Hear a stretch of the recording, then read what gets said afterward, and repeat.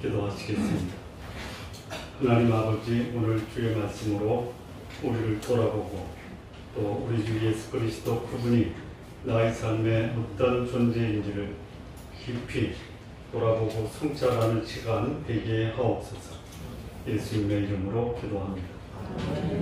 오늘 이 본문 말씀이 우리에게 주는 교훈의 핵심은 오해와 진실입니다. 오해 받아 보신 적 있으세요?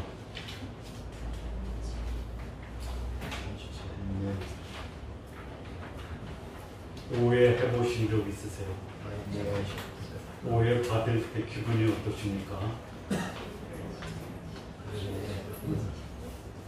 왜 오해하세요?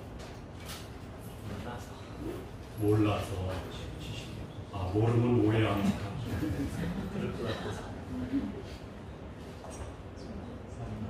진실은 하나죠.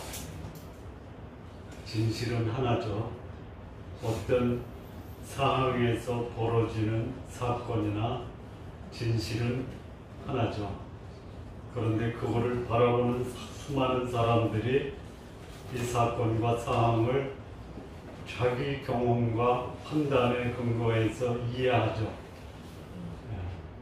제대로 이해하고 제대로 파악하고 제대로 그 상황에 대해서 사람들에게 얘기하는 건 문제가 없죠. 오해가 뭐예요?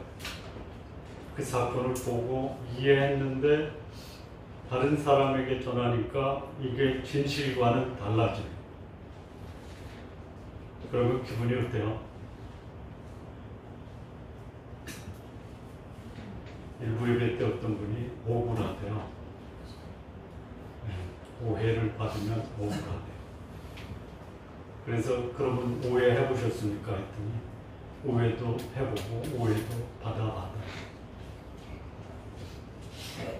몰라서 오해하는 게 아니라 그것도 자기의 경험과 학습에 근거한 편견으로 오해를 하는 거죠.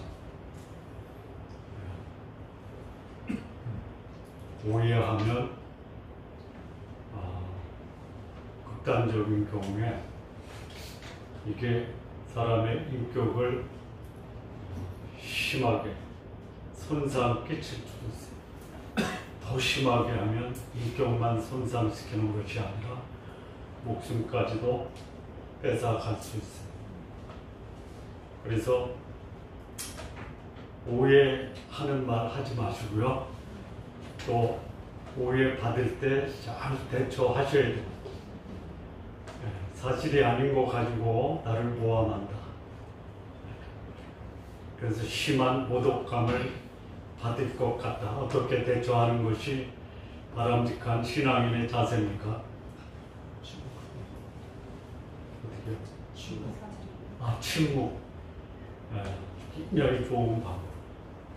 또 오해받을 때 어떻게 대처하는 게 지혜로운 방법입니까? 안 해봐서 잘 감이 안 와요? 그럴 수도 있겠다. 네? 그럴 수도 있겠다. 그럴 수도 있겠다. 그럴 수도 있겠다. 이렇게 좀 마음을 넉넉하게 가지면 상당히 그래도 오해를 받을 때 마음의 여유가 생기죠. 또 어떻게 해요? 예수님은 어떻게 하셨어요? 오해 받으실 때 침묵. 또 저들이 하는 것을 모르니 그럴 수도 있겠다. 예수님은 그럴 때 우리에게 어떤 방법을 제시하냐면 온유하라 이렇게 말씀하십니다. 온유하라. 화가 날 때 화를 내는 것이 아니라 나 지금 화가 나는데 이게 뭐예요? 온유입니다. 온유. 그냥 미워 죽겠는데 그냥 인상 쓰고 밉다고 소리 지르는 게 아니라 나 지금 내 마음에 당신이 미워지는데 이렇게 하는 게 뭐예요? 온유.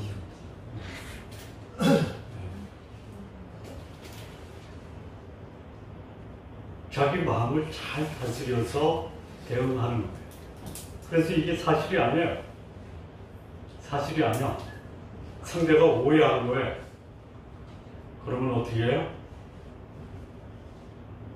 그러려니 하면서 그냥 속으로는 무시해버리세요. 예? 억울하다, 그럴 수가 있냐, 너 두고 봐. 누가 상처를 입어요? 그냥 무시하세요. 아, 한두 번 경례나 일산 바람을 그렇게 하는데 그냥 무시. 아, 무시하세요. 사실이야 그게. 아, 기분 나쁘지만 사실이야. 그럼 어떻게 해요? 나를 돌아보고 성찰해서 바꾸면 돼요. 그리고 나의 문제를 지적한 그 사람에게 감사합니다 하는 거예요. 그러면 지적한 사람도 전혀 문제될 게 없어요. 지적받은 나도 오히려 문제가 드러나서 기분 나쁠 수는 있어도 나를 돌아보고 또 그거를 바꿀 수 있는 계기가 되니까 감사하면 나한테 전혀 상처가 안 돼. 사실이 아닌 걸 가지고 뭐 떠버리고 뭐 얘기할 때는요, 우리가 흔히 쓰는 말 있죠. 기차는 달려도 말이죠. 무엇은 지져도 무엇은 달린다? 예. 그러니까 떠들어라 이거예요.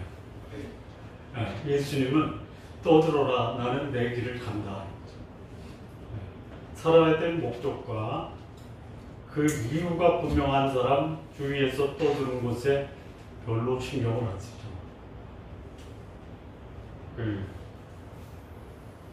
경험을 하신 분들이 있을 거예요. 어디에 몰두하면 전쟁이 나도 모르죠. 네, 그렇게 사세요. 예수님이 십자가에 달리기 닷새 전에 오늘 이 본문의 말씀. 그 이튿날에는 이렇게 나오죠. 네. 그러면 이튿날에 이 사건이 나오니까 그 전날에는 뭐가 있었냐면 베다니 나사로의 집에서 만찬이 있어요. 그래서 마리아는 식사를 준비하고 나사로는 예수님과 교제하고 마리아는 자기가 간직하고 있었던 향유를 예수님 발에 쏟아붓고 머리로 닦아요. 그때 베다니 나사로의 집에 예수님이 나사로를 살렸다라는 소문도 퍼졌고 또 죽었던 나사로가 살아나니까 예루살렘에 있는 많은 유대인들이 소문을 듣고 베다니에 와요. 그리고 돌아가는데 그 이튿날에 명절에 온 큰 무리가 예수께서 예루살렘에 오신다라는 것을 듣습니다. 누구한테 들어요? 베다니에서 예수님과 나사로를 보고 예루살렘에 올라온 유대인 무리들이 소문을 내는 거예요.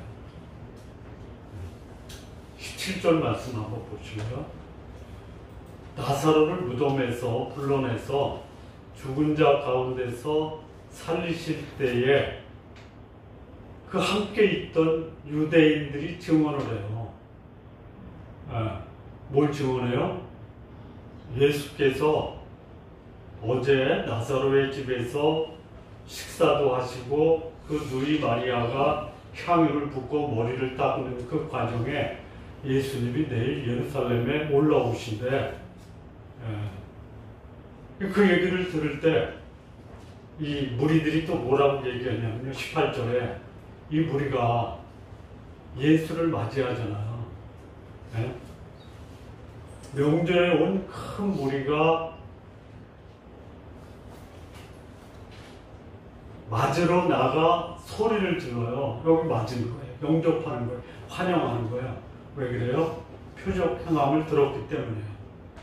그래서 이 유대인들이 베다니에서 예수님이 행하신 표적을 받고 들었고 돌아가요. 예루살렘으로. 돌아가서 무슨 소문을 내냐면 만나는 사람마다 잡고 얘기하는 거예요. 여러분 진짜 엄청난 일은 모르는 생면부지의 사람도 붙들고 얘기하죠. 들었어? 어젯밤에 북한에서 쓰레기 추적했대. 그거는 별로 이제 사람들에게 그냥 뭐 그런 일이 있었구나 하는데 죽은 자가 살아났대. 근데 내일 예루살렘에 올라오신대. 그래서 그 소식을 들은 여기 보는 뭐라 그러냐면 명절에 온 큰 무리예요. 제가 이제 어떤 기록을 보다가 조금은 좀 의아스러운 숫자를 봤어요.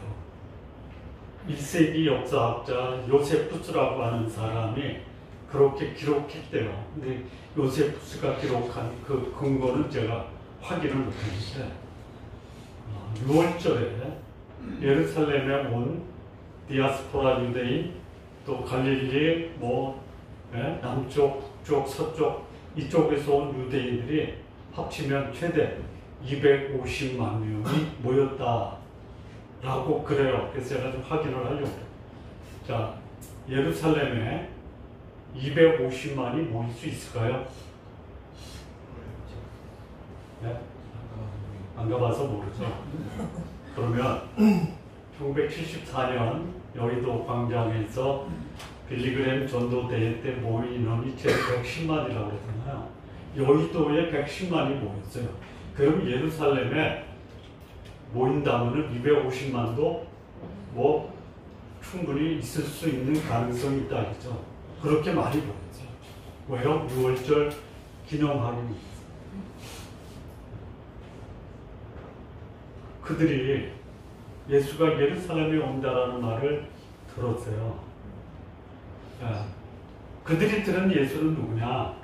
나사로를 무덤에서 불러내서 죽은 자 가운데서 살렸대. 예수님이 행하신 표적이 죽은 자를 살렸대. 이거 그 장본인을 보고 싶은 거예요. 여러분, 예수님이 죽은 자를 살렸다.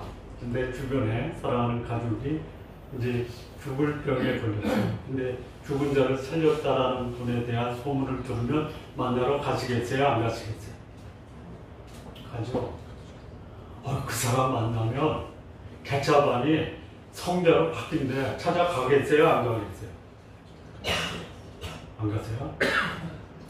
무슨 말인지 못 알아들으셨어요? 아니 개망나니가 그야말로 효자로 바뀐데 가시겠어요? 안 가시겠어요? 가죠. 그렇게 바가지 긁는 마누라가 천사처럼 바뀐데 그 사람 만났더니 가시겠어요? 안 가시겠어요? 나도 그런 사람 만나고 싶어. 그래서 이 유대인들이요, 뭐를 들고 나왔어요? 종려나무 가지를 가지고 맞으러 나와요. 종려나무 가지. 그리고 함성을 지르고 호산나 찬송하리로다. 주의 이름으로 오시는 이 곧 이스라엘의 왕이요. 이 함성이 큰 무리를 통해서 예루살렘에 외쳐져요. 많은 경우에 250만이 호산나, 주의 이름으로 오시는 이스라엘의 왕이시오. 장관이겠죠. 그런데 이 유대인들의 이 함성, 종려나무 가지를 가지고 맞으러 나와서 함성을 지르면서 호산나 찬송하리로다. 주의 이름으로 오시느니 이스라엘의 왕이시오가 진실이에요? 오해예요? 진실이죠. 왜냐하면 이 근거는 어디 나오는 거냐면 시편 118편 25절에 나와요. 물론 이대로 나오지는 않아요. 구하옵나니 구원하옵소서, 구하옵나니 우리를 형통케 하옵소서라는 게 시편 118편 25절 말씀입니다. 근데 예수님이 들어올 때 시편 118편에 나오는 그 시편의 기자가 쓴 그 말씀의 예언이 예수님이 예루살렘에 들어올 때 우리가 외쳐야 될 말씀이다라고 그들은 그 말씀을 인용했어요. 그런데 여기에 오해가 있죠. 그 말씀 자체는 진실인데요. 그 말을 하는 사람들은 오해하면서 함성을 지르는 거예요. 종려나무 이거 언제 꺾어서 흔들어요? 네? 전쟁에서 승리하고 우리를 대적으로부터 해방시켰을 때 종려나무 가지를 흔드는 거예요. 역사적으로는 뭐 여러 번 있었지만 대표적인 게 뭐냐면 광야를 걸어갈 때 그 외부에서 공격하는 적들과 승리할 때 종려나무 가지를 흔들어요. 또 신구약 중간기 헬라 시대에 예루살렘을 헬라의 안티오쿠스 에피파나스가 성전을 돼지 키우는 돼지 우리로 만들었을 때 목숨을 걸고 헬라와 싸워서 승리했던 유다 마카비 형제, 그래서 잠시 동안 유다의 독립을 쟁취했던 마카비 왕조 시대에 헬라를 물리치고 독립을 찾았을 때 예루살렘의 사람들이 종려나무 가지를 흔들고 승리를 만끽했어요. 근데 예수님이 예루살렘에 온다니까 마치 광야에서 이스라엘을 대적하는 대적을 물리치고 또 헬라를 물리치고 승리의 함성, 그 외쳤던 함성을 종려나무 가지를 흔들면서 표현합니다.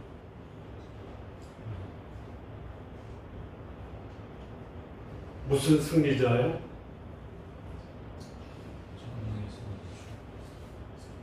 유대인들이 흔들었던 종려나무는 무슨 승리를 의미하느냐?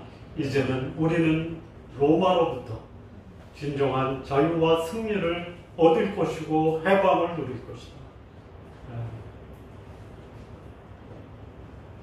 소위 국가의 독립을 위한 승리와 또 해방을 상징하는 그 의미로 종려나무 가지를 흔들었다. 그런데 예수님이 종려나무 가지로 환영을 받을 만할 때 예수님은 승리자예요? 해방자예요? 로마로부터의 해방자가 아니라 뭐로부터 해방자예요?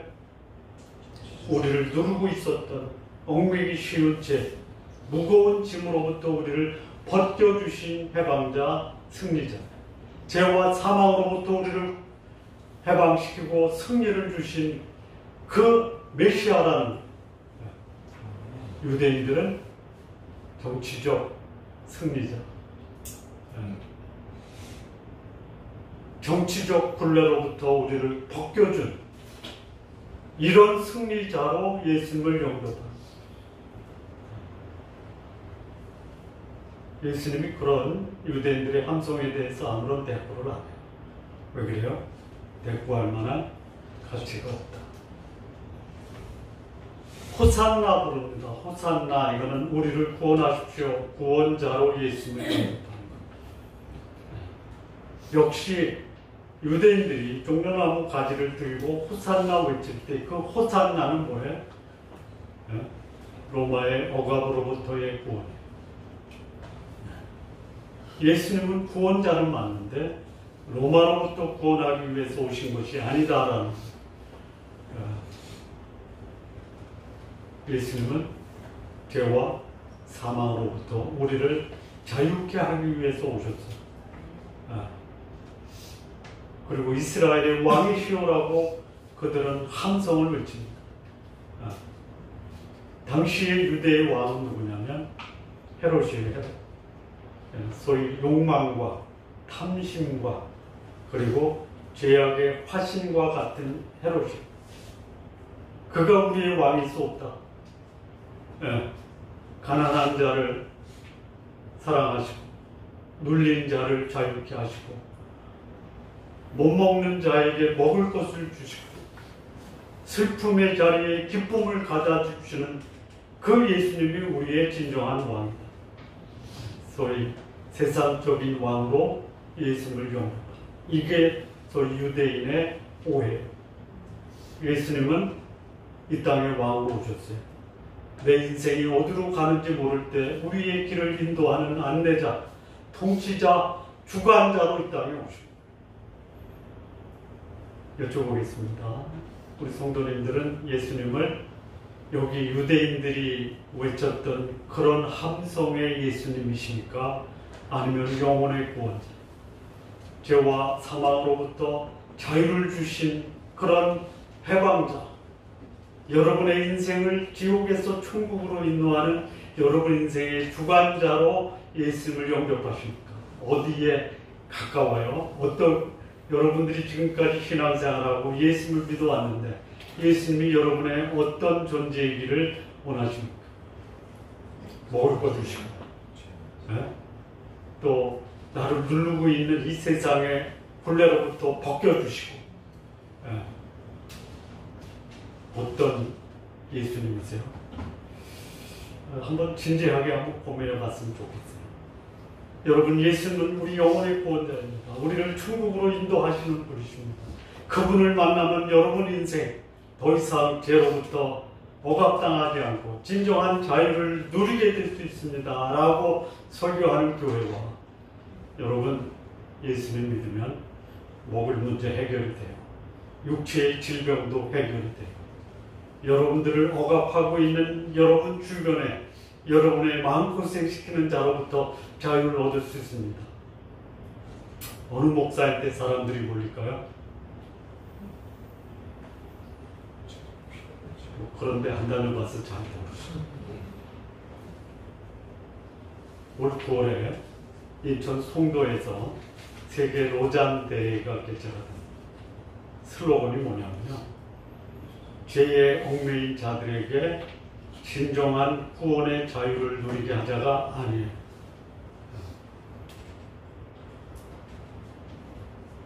오염된 세상의 빛을, 억압된 사람에게 자유를, 소위 말하는 사회 복음이 강조되는 집회예요.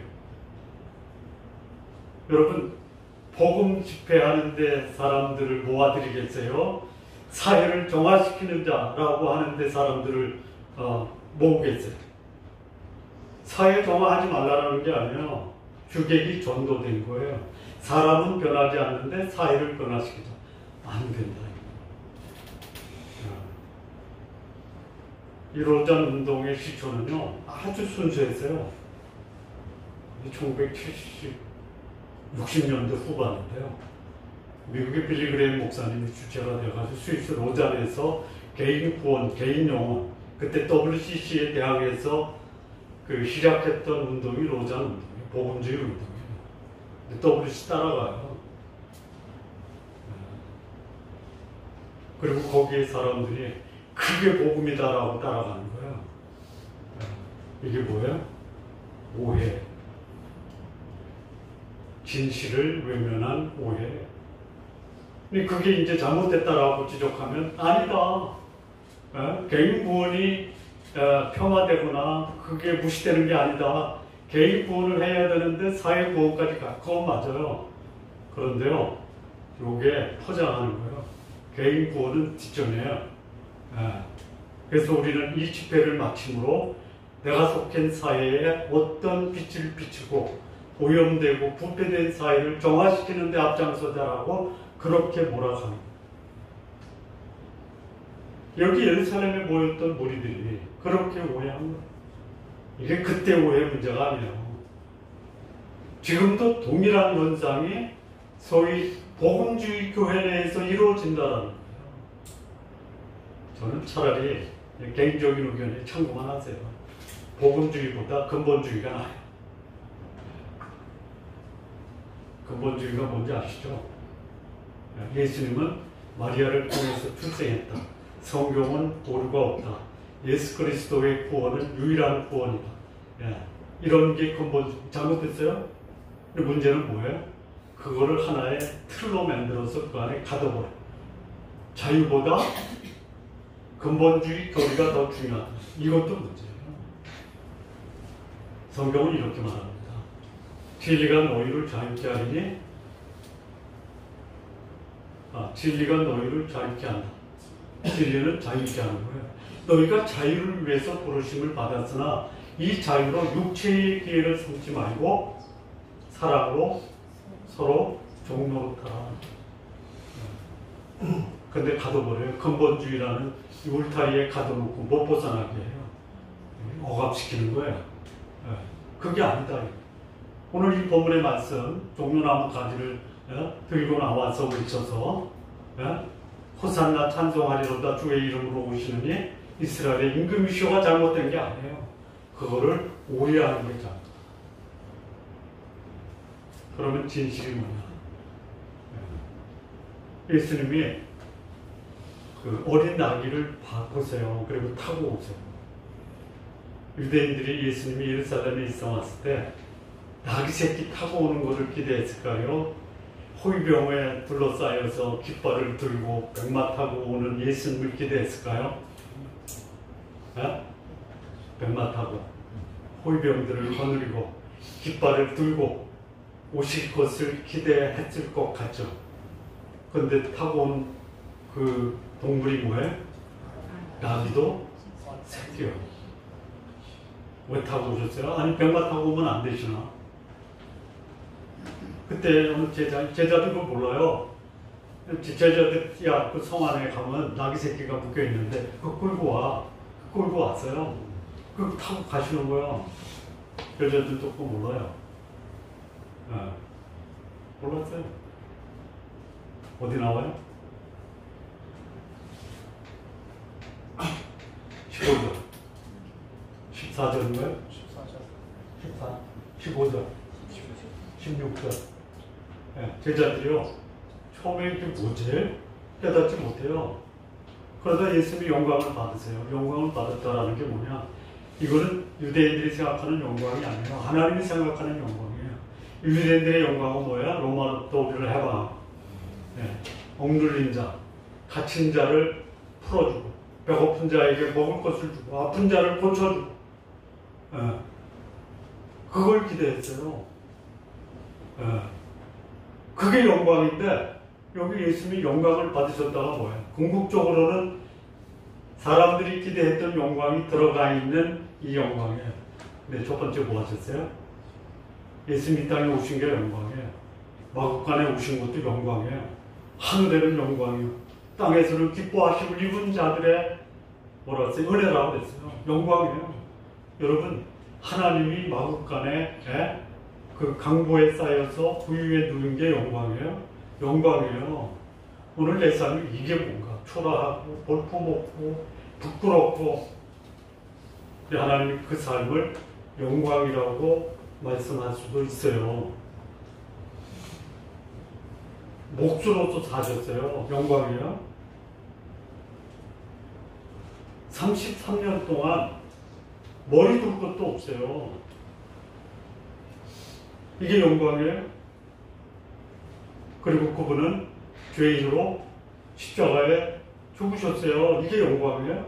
무덤에 갇히셨어요. 하나님이. 이게 다 영광이에요. 그리고 그분은 부활하시고 승천하셨어요. 하나님이 모든 이름 위에 뛰어나게 하셨어요. 모든 입으로 그를 주라 신하게 하셨어요. 모든 무릎을 그 발 아래 뚫게 하셨어요. 이게 진정한 영광이에요. 근데 예수님이 영광을 받으신 후에 이걸 깨달은 거예요.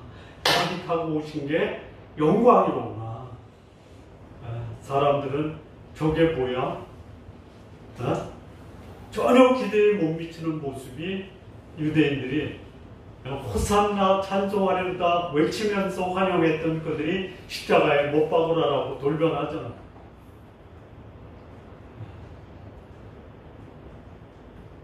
나귀 타고 오신 예수님의 진실인 거예요. 종려나무 가지를 흔들면서 승리자요, 해방자요라고 할 때 예수님은 나귀를 타고 오시면서 그분의 진실을 보여주셨어요. 승리와 해방자는 어떤 자다? 나귀 새끼를 탄 자다. 요 말씀은 어디 나오는 거냐면요. 스가랴 9장 9절에 나와요. 네. 스가랴 9장 9절에 여기 이제 예수님이 나귀 새끼, 어린 나귀를 타고 나귀 새끼를 탔다라고 하는데요. 스가랴 9장 9절에 여기 안 나오는 구절이 하나 있어요. 겸손하여서 진정한 구원자, 진정한 승리자, 진정한 해방자는, 통치자는 겸손한 사람. 네. 겸손하여서 나귀를 타시나니 나귀의 작은 것 곧 나귀 새끼를 타셨다. 여러분이 누군가에게 자유를 주고 구원을 주고 또 다스리는 통치자 대접을 받으시려면 나귀 새끼 타세요. 사람들은 나귀 새끼 타면 어떻게 봐요? 우습게 보죠. 우습게 보는데 예수님이 나를 우습게 본다고 거기에 반응을 하세요? 하지 마세요. 겸손한 삶으로 살아가면 돼.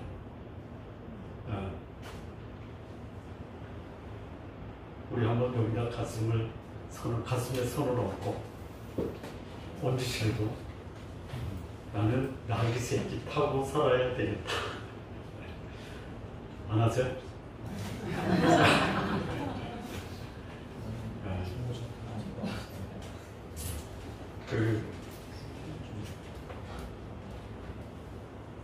인도의 고아의 어머니 테레사 수녀가 미국 양하원 의회에 초청을 받아서 연설을 했어요. 그때 기자가 이런 질문합니다. 수녀님 얼마나 기쁘시겠어요? 미국의 양하원 의원들이 기립해서 환호하면서 환영하는데 얼마나 기쁘세요? 그때 테레사 수녀가 뭐라고 했는지 혹시 아시는 분 있어요? 이렇게 대답을 했어요. 나귀가 폼 잡아서 되겠습니까? 나귀 타고 입성하는 예수님을 그 수많은 군중들이 환호를 하잖아요. 그때 나귀는 어떻게 반응했어요? 네? 묵묵히 예수님 싣고 갔죠. 이게 우리 신앙인의 모습이에요. 예수님은 못해도 나귀 새끼처럼은 살자. 폼 잡지 마세요. 폼 잡으려고 하는 사람들은 많아요. 왜 폼을 잡으려고 해요? 사람들의 인기, 관심, 명예, 그거요. 요즘 언론에 나오는 거 보면요. 대형교회 목사, 교단의 총회장이 도덕적, 윤리적으로 몰락하는 일들이 많죠. 네? 폼 잡다가 몰락하는 거야. 진정한 구원자, 승리자, 통치자는요, 겸손의 왕이에요.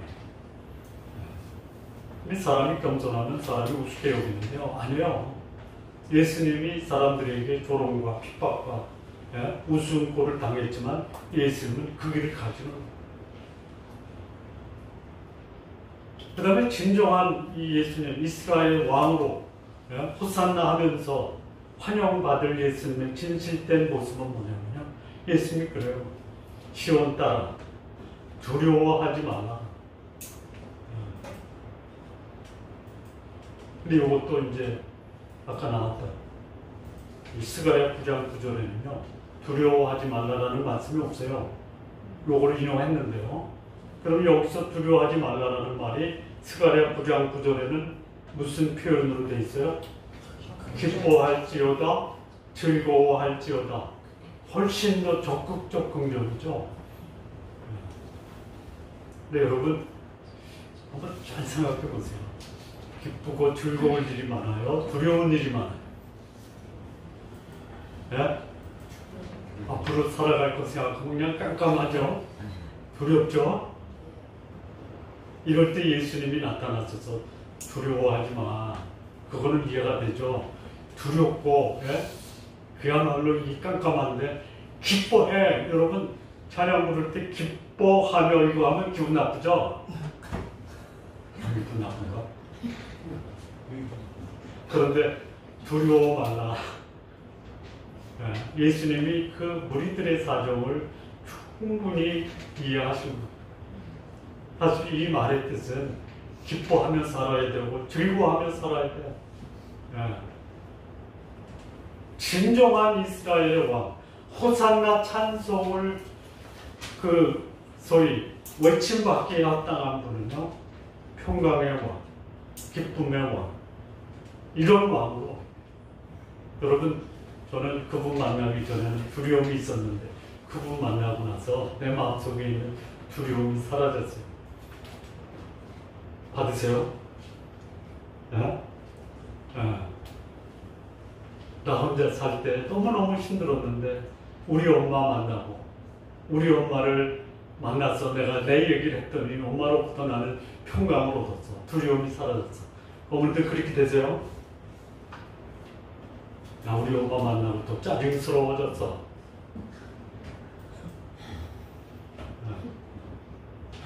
예수님은요, 그를 만나는 자들에게 두려움을 가져가시고, 여러분이 믿는 하나님, 여러분이 믿는 예수님이 어떤 분이에요? 그분은 평강의 왕, 기쁨의 주관자예요. 전능하신 왕이세요. 위로하시는 분이에요. 놀라우신 분이에요. 이거를 적용하고 사는 분은 이 말이 감격과 감사로 받을 수 있어요. 자기 속에 파묻혀서 사는 사람, 그렇게 두려울 것이 아닌데 작은 것 때문에 마음에 상처가 되고 두려움이 되고 밤에 잠을 못 이루고. 또 줘버리세요. 또 줘. 근데 이 진실된 예수님이 예루살렘에 들어왔을 때 거기 두 부류가 있었어요. 한 부류는 진심으로 환영하는, 또 한 부류는 예수님을 여전히 십자가에 못 박으려고 하는 이딴의 무리들이 있었어요. 진리가 증거되는 곳에서는 늘 갈등과 충돌이 있어요. 나는 진리로 가는데 내 주변에 또 일단의 무리는 그건 진리가 아니야. 방해해요. 예수님도 죽이려고 하죠. 있어요. 이 진리가 누구에게는 생명의 증거가 되는데 누구한테는 멸망의 증거가 되는 거예요. 진리를 받아들이지 않는데 복음을 전한다 하더라도, 진리를 전한다 하더라도 그거를 받아들이지 않는 자는 진리를 외면한 그것이 외면으로 끝나는 것이 아니라 그 사람, 받아들이기를 거절한 사람을 멸망으로 인도합니다. 받아들인 자에게는 영생의 증거가 돼요. 여러분이 영생 얻은 것을 어떻게 알아요? 네? 느낌으로 알아요? 아니에요. 느낌도 있어요, 사실. 진리라는 그 말씀을 내가 인격적으로 받아들여 그것이 내 속에서 역사할 때, 내 속에 역사하는 성령의 은혜로 내가 영생을 얻은 것을 알 수 있다. 예수님이 예루살렘에 입성할 때 그 환호를 받은 그 군중들의 오해 속에 참된 진리가 뭐냐? 놀랍게도 그 진리를 선포한 사람이 누구냐면 바리새인들이에요. 19절에 바리새인들이 서로 말해요. 볼지어다, 이제 우리 하는 일 다 쓸 게 없어졌어. 보라, 온 세상이 그를 따른다. 누가 얘기한 거냐면요, 예수님을 죽이려고 모의했던 바리새인들이 이 진실을 스스로 고백해요. 이게 참 재밌어요. 뭐가 재미냐면요, 이 바리새인들이 뭐라고 고백하냐면, 보라, 온 세상이 그를 따르는도다 그랬죠. 그 말에는 어폐가 있는데요, 궁극적으로는 맞아요. 뭐가 어폐가 있냐? 온 세상에 본인이 포함되어 안 돼요. 네? 포함되어 안 돼요. 여러분 진리 안에 사십시오. 여러분 제 문제 해결하십시오. 회개하십시오. 천국을 소망하십시오 라고 말하는데 본인은 안 믿는 거 있죠? 그런 목사들 봤어요? 못 봤어요? 좀 보셨으면 좋겠어요. 내가 어느 목사님한테 나중에 목사님 천국에서 봤으면 좋겠습니다. 이렇게 얘기하고 싶어요.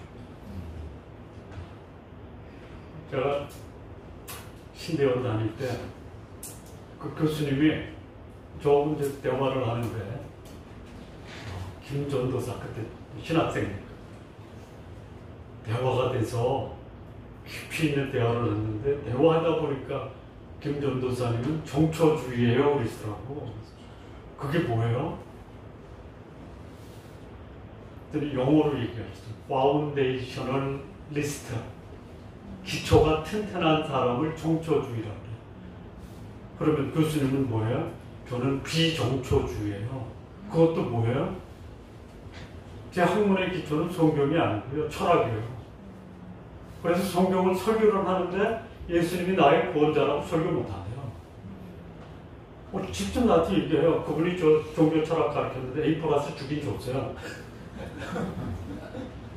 네. 그런 분들이 있다는 거예요. 여기 바리새인들이 그런 사람이에요. 온 세상이 저를 따르는 걸 고백하면서 나는 빼놓고요.